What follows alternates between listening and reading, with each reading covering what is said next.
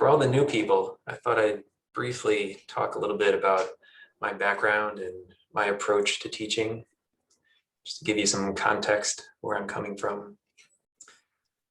I studied for about 10 years with a teacher in a tantric Buddhist mysticism lineage that traces its roots back to Bhutan.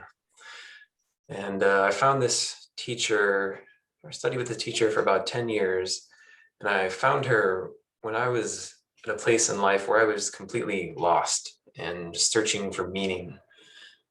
It was right after I had finished my PhD in molecular biology. So the world should have been my oyster at that point, but I just felt lost and searching for meaning. I didn't know what I wanted to do with my life. And the thought of just working the rest of my life filled me with a sense of dread. And so it was at this point, it was on my 30th birthday, actually, was the first time I ever blacked out from drinking too much alcohol. So that was kind of a wake-up call for me. And fortunately, right after that is when I found my teacher.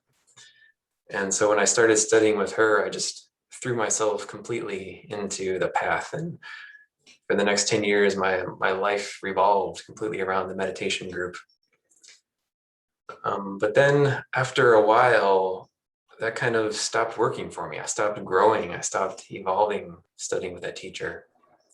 So about 2.5 years ago now, I left my teacher and I left my comfy job in San Francisco, and I embarked on a journey of self-discovery with some semi-nomadic wandering. I spent the winters in Costa Rica and the summers on my family's cottage in northern Wisconsin. I was really just trying to find myself and figure out what to do next. And that journey culminated in the yoga teacher training last October with MC Yogi in Marin County. And that's where I really finally found myself, and the protective shell around my heart cracked open, and I reconnected with my heart and myself. And that's when I realized that I wanted to help other people reconnect with their hearts also and bring more love and light into this world.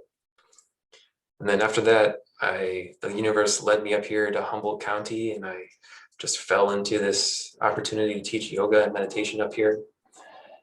And so since then, and then last April also, I had a very, very profound healing experience at a breathwork retreat outside of Denver, where I processed a lot of repressed emotions and had what I would call my first experience with unconditional love, and where a healer there reflected back to me unconditional love.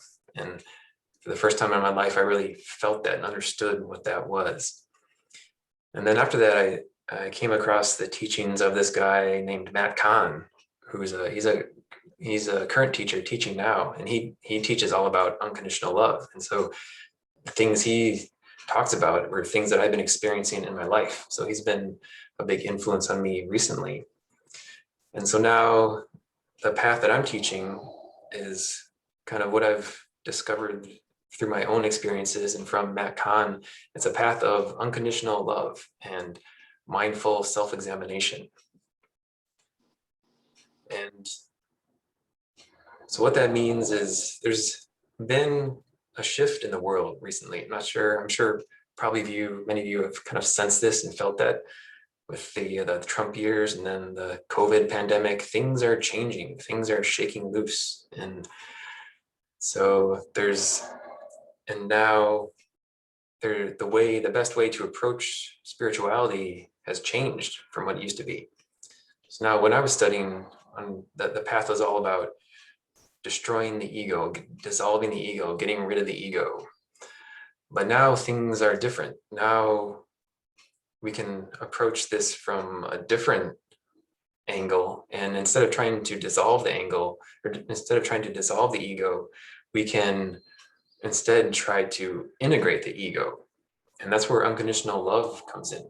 By just loving ourselves and accepting ourselves fully, this now can be a path to enlightenment, a path to spiritual liberation, whatever it is you're seeking, whatever it is you're looking for. So that's the approach that I'm taking now, unconditional love.